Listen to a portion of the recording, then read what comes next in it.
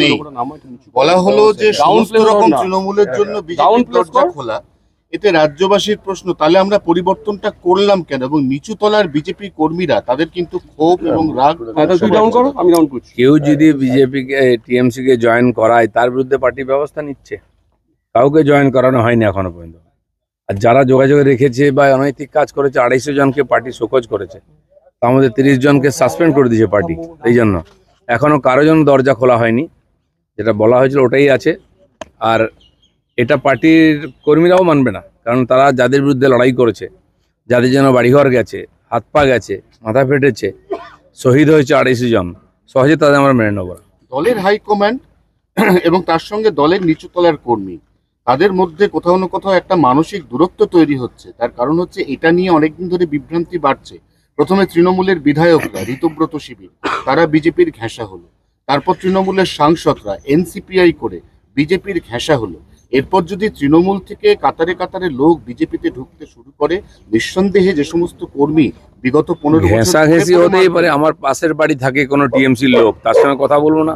এই ধরনের রাজনীতি তো আমি কমসে কম করি না। টিএমসির এই এমএলএ এমপিদের সঙ্গে বেশিরভাগের সঙ্গে আমার সম্পর্ক আছে এখনো, কিন্তু কাউকে আমি ডাকিনি বিজেপিতে এসো। তারা তাদের পার্টি করছে। এখন সর্বভারতীয় পার্টি আমাদের, তারা যদি কোনো ডিসিশন নেয় সেটা আমরা মানবো, কিন্তু তারাও এখানকার পরিস্থিতি জানেন। তো সেই জন্য পার্টি ঢুকে যাবে, বিজেপি ডুবে যাবে এরকম নয়। সারা ভারতবর্ষে বিজেপি এভাবে জিতেছে, এগোচ্ছে এবং সুশাসন দিচ্ছে। স্যার, কয়েকদিন আগে অ্যান্টি করাপশন ব্রাঞ্চ তৈরি হয়েছে। দেখা গেল যে গতকালই একজনকে গ্রেফতারও করা হলো এবং সাব ইঞ্জিনিয়ার সে ঘুষ নিতে গিয়ে তাকে গ্রেফতার।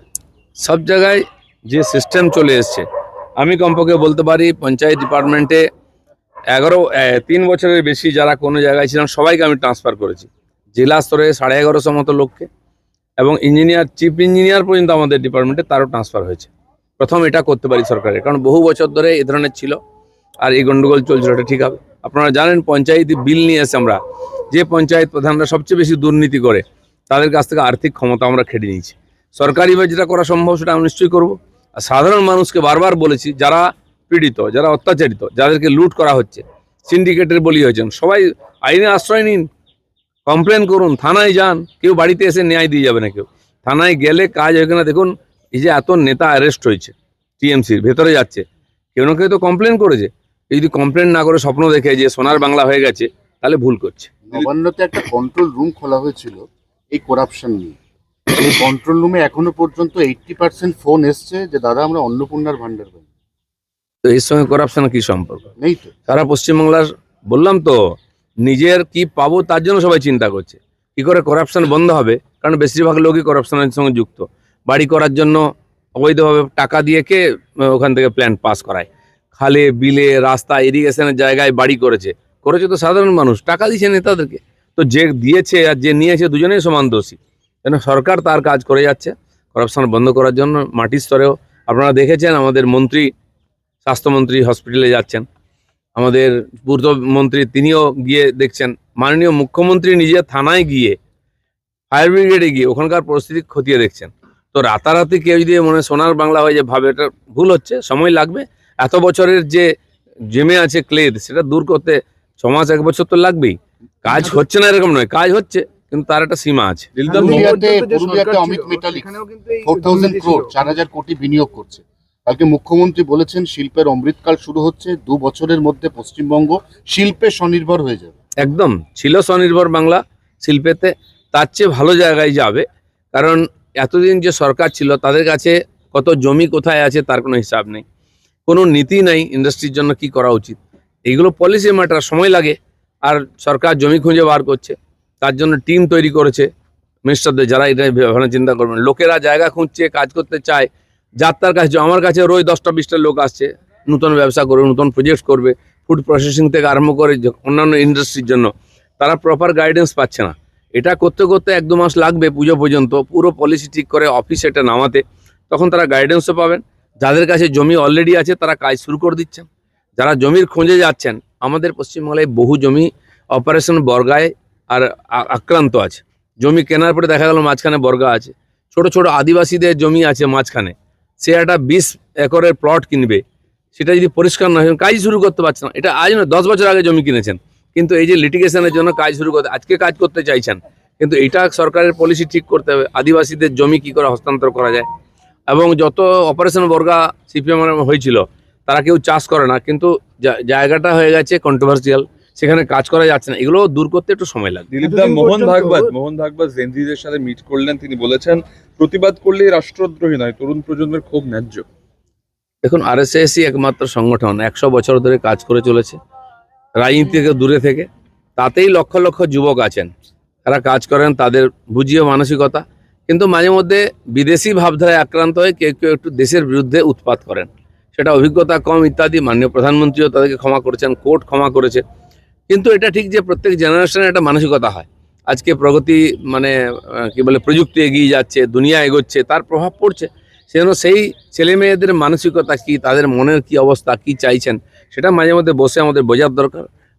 মাননীয় মোহন ভাগবতজি আমাদের হিন্দু সমাজে একজন অভিভাবকের মতো, তিনি বর্তমান প্রজন্মকে গাইড করেন এবং তাদের মানসিকতা বোঝার চেষ্টা করছেন, এটা রাষ্ট্রের পক্ষে খুবই ভালো। এতদিন পর্যন্ত যে সরকার ছিল সেখানে দেখা গিয়েছিল যে একাধিক সরকারি কর্মীর ঘুষের কথা, দুর্নীতির কথা, কিন্তু কোনো কিছু গ্রেফতার হয়নি। দেখা গেল এই সরকার আসার পর অ্যান্টি করাপশন ব্রাঞ্চ তৈরি হলো, গতকালই একজন গ্রেফতার হলেন, সাব অ্যাসিস্ট্যান্ট ইঞ্জিনিয়ার। একজন এরকম বহু কেস আছে, আরো গ্রেপ্তার হবে, কিন্তু তদন্ত না করে যাকে তাকে তো আর গ্রেপ্তার করা যায় না। তথ্য সহ কেউ যদি কমপ্লেন করে নিশ্চয়ই তার উপরে একটু কার্যবাহী 27 লক্ষ নাম এসআইআর এ বাদ হয়ে গেছিল, এখনো পর্যন্ত আবেদন হয়েছে মাত্র 7 লক্ষ, তাহলে কি ধরে নিতে হবে 20 লক্ষ ভুয়ো? দেখুন, 27 লক্ষ কেন, আমাদের এখানে 91 লক্ষ নাম বাদ গেছে। আমরা তার মধ্যে আবাস যোজনা আমি কালকে বলেছি, তার মধ্যে প্রায় 70 লক্ষ নাম এরকম আছে যারা এই 70,000 নাম অলরেডি আমরা এই আবাস যোজনার 30 লক্ষ যে বাড়ি দিয়েছিল বাংলার বাড়ি রাজ্য সরকার আগের, তার মধ্যে এরকম প্রায় 70,000 নাম বেরিয়েছে যারা ভুয়ো, এবং তার মধ্যে 12,500 লোকের টাকা পুরো হয়ে গেছে, তাদেরকে আমরা নোটিশ দিয়েছি। 1,000 লোক টাকা ফেরত দিচ্ছে, তারা টাকা ফেরত দেবেন, নাহলে তাদেরকে জেলে যেতে হবে করাপশনের দায়। আরও 57,000 নাম এসেছে যারা আমাদের ভোটার কার্ডকে লিঙ্ক করিয়ে দেখা গেছে এরা নাগরিক নয়, তাদের নাম বাদ যাবে। জেপিএসসির যে পরীক্ষা, সেই পরীক্ষার প্রশ্ন ফাঁস, এবং এবার দেখা গেল যে আন্দোলন, এবং সেই সঙ্গে রাহুল গান্ধী, তিনি যখন নীরব ছিলেন, এখন দেখা গেল তাদেরকে আশ্বস্ত করছেন।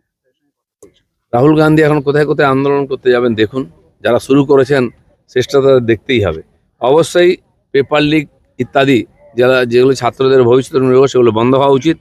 যারা এর সঙ্গে যুক্ত তার বিরুদ্ধে কড়া ব্যবস্থা নেওয়া উচিত।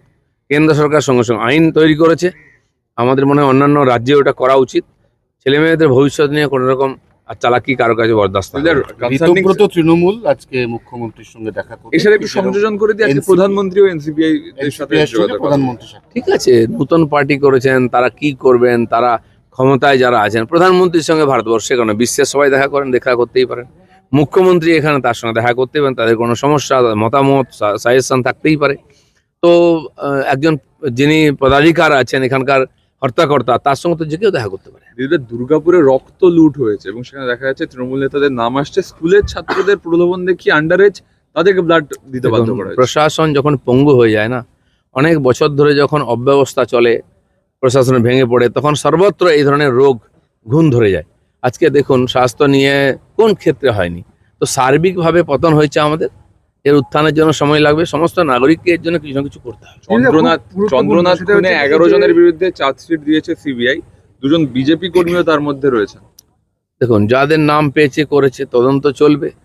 কেউ দোষী হলে, এই বিজেপিতে সব লোক একদম গঙ্গা জলে ধোয়া এরকম বলবো না আমি, সমাজ থেকে লোকে আসে রাজনীতিতে, আর সবচেয়ে খারাপ লোকেরাই আগে আসে।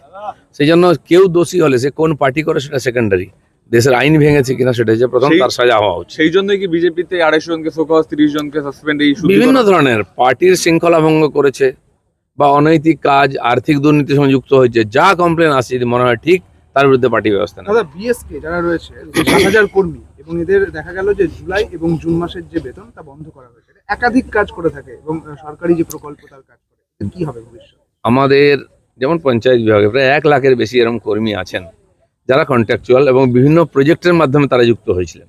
সাধারণত কোনো প্রকল্প চালু হলে কেন্দ্র সরকার টাকা দেয়, প্রকল্প যতদিন চলে ততদিন কর্মচারীরা পয়সা পান। প্রকল্প বন্ধ হয়ে গেছে 10 বছর আগে, তারা এখন ঘুরে বেড়াচ্ছে যে আমাদের কাজ দিতে হবে, এ ধরনের কোনো এগ্রিমেন্ট হয়নি।